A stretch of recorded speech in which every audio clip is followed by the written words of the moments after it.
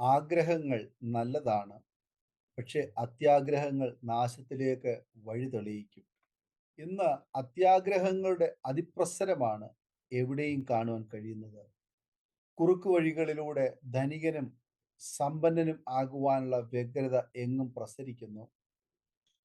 അതുകൊണ്ട് മോഷണം, കൈക്കൂലി, കരിഞ്ചന്ത, വഞ്ചന, ചതിവ്, കള്ളക്കടത്ത് മുതലായവ വർദ്ധിക്കുന്നു.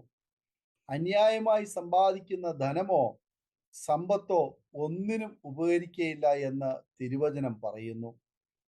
ആകയാൽ ദുർനടപ്പ്, അശുദ്ധി, അതിരാഗം, ദുർമോഹം, വിഗ്രഹാരാധനയായ അത്യാഗ്രഹം, ഇങ്ങനെ ഭൂമിയിലുള്ള നിങ്ങളുടെ അവയവങ്ങളെ മരിപ്പിപ്പീൻ. കൊലോസ്യ ലേഖനം 3:5. നമുക്ക് ന്യായമായ ആഗ്രഹങ്ങൾ ഉണ്ടാകും. ആഗ്രഹങ്ങളെ ദൈവം സാധിപ്പിക്കുമെന്ന് വചനം പറയുന്നു. നിന്റെ ഹൃദയത്തിലെ ആഗ്രഹം അവൻ നിനക്ക് നൽകട്ടെ. നിന്റെ താല്പര്യമൊക്കെയും നിവർത്തിക്കട്ടെ. 20 സങ്കീർത്തനം 4 വചനം. യഹോവയിൽ തന്നെ രസിച്ചുകൊള്ളുക, അവൻ നിന്റെ ഹൃദയത്തിലെ ആഗ്രഹങ്ങളെ നിനക്ക് തരും. 37 സങ്കീർത്തനം 4 വചനം. തൻ്റെ ഭക്തന്മാരുടെ ആഗ്രഹം അവൻ സാധിപ്പിക്കും. അവരുടെ നിലവിളി കേട്ട് അവരെ രക്ഷിക്കും. 145 സങ്കീർത്തനം 19 വചനം. ദൈവത്തിന്റെ അനുഗ്രഹത്താലാണ് സമ്പത്തുണ്ടാകുന്നതെന്ന് വചനം നമ്മെ ഓർമ്മിപ്പിക്കുന്നു. സ്വർഗസ്ഥനായ ദൈവം നമ്മുടെ ബുദ്ധിമുട്ട് സകലതും തീർത്ത് തരുന്ന ദൈവമാണ്. എൻ്റെ ദൈവമോ നിങ്ങളുടെ ബുദ്ധിമുട്ട് ഒക്കെയും മഹത്വത്തോടെ തൻ്റെ ധനത്തിനൊത്തവണ്ണം ക്രിസ്തുയേശുവിൽ പൂർണ്ണമായി തീർത്തു തരും.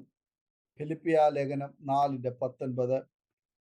ദൈവം നമ്മുടെ ചില ബുദ്ധിമുട്ട് അല്ല, സകല ബുദ്ധിമുട്ടും തീർത്തു തരുന്ന ദൈവമാണ്. അത് നമ്മുടെ മഹത്വത്തിനനുസരിച്ചല്ല, ദൈവത്തിന്റെ മഹത്വത്തിന് ഒത്തവണ്ണമാണ് ചെയ്തു തരുന്നത്. ദൈവത്തിൽ നിന്ന് അനുഗ്രഹങ്ങൾ വാരിക്കോരി ലഭിക്കുമ്പോൾ അത് ധാരാളമായി വിതയ്ക്കുവാനും പഠിക്കുവാനും, ലോഭമായി വിതയ്ക്കുന്നവൻ ലോഭമായി കൊയ്യും എന്നും ധാരാളമായി വിതയ്ക്കുന്നവൻ ധാരാളമായി കൊയ്യും എന്നുമാണ് തിരുവചനം നമ്മെ പഠിപ്പിക്കുന്നത്. വിതയ്ക്കാതെ കൊയ്യുവാൻ സാധ്യമല്ല. കൊടുക്കുന്തോറും കുറയും എന്നതാണ് ചിന്ത. എന്നാൽ കർത്താവിന് നൽകുന്തോറും വർദ്ധിക്കുമെന്നാണ് ദൈവീക നിയമം. ജീവിതത്തിൽ ദ്രവ്യാഗ്രഹങ്ങൾ ഉണ്ടാകരുത്. കാരണം ദ്രവ്യാഗ്രഹം സകലവിധ ദോഷങ്ങൾക്കും കാരണമാണ്. ആരാധനയും ദൈവം വാഗ്ദത്തം ചെയ്ത കനാൻ നാടും അവഗണിച്ച് ലോകത്തിലെ സമൃദ്ധി മാത്രം തേടിപ്പോയ ലോത്തിന്റെ കുടുംബം വലഞ്ഞുപോയി. സമ്പത്തിനെയും സ്വന്തം ഭാര്യയെയും നഷ്ടപ്പെട്ടവനായി സോതോമിൽ നിന്ന് ഓടേണ്ടതായി വന്നു. വലഞ്ഞുപോയ നീതിമാൻ എന്ന അപൂർവ വിശേഷണം ലോത്തിന് ലഭിച്ചു. പെട്ടെന്ന് സമ്പത്ത് ഉണ്ടാക്കാമെന്ന് പ്രതീക്ഷിച്ച ആഖാൻ കുടുംബമായി കൊല്ലപ്പെട്ടു. അവനും അവനുള്ളതൊക്കെയും ഭൂമിക്കടിയിലായി. അനീതിയുടെ കൂലി കൊതിച്ച ബിലയാം വാളിന് ഇരയായി കൊല്ലപ്പെട്ടു. ദ്രവ്യാഗ്രഹം മൂലം ഗേഹസി തനിക്കും തലമുറകൾക്കും കുഷ്ഠം എന്ന ഹീനരോഗം സ്വന്തമാക്കി. 30 വെള്ളിക്കാശിന് ഗുരുവായി യേശുവിനെ ഒറ്റിക്കൊടുത്ത യൂദായ്ക്ക് കെട്ടിത്തൂങ്ങി ചാകേണ്ടി വന്നു. ധനം നൽകുന്നതിൽ പരിശുദ്ധാത്മാവിനോട് വ്യാജം കാണിച്ച അനന്യാസും സഫീറായും ദമ്പതികൾ ഒരേ ദിവസം മരണപ്പെട്ടു.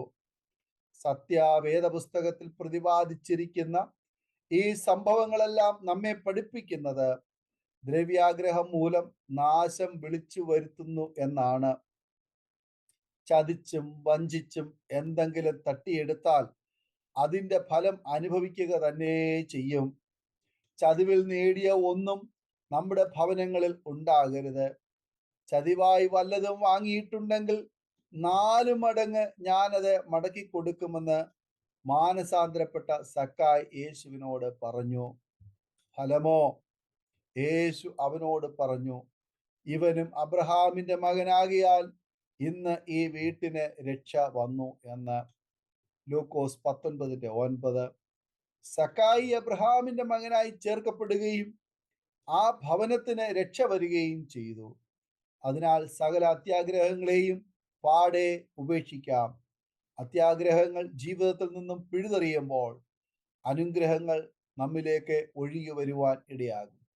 ഈ വചനങ്ങളാൽ ദൈവം നമ്മെ അനുഗ്രഹിക്കുമാറാകട്ടെ. ആമേൻ.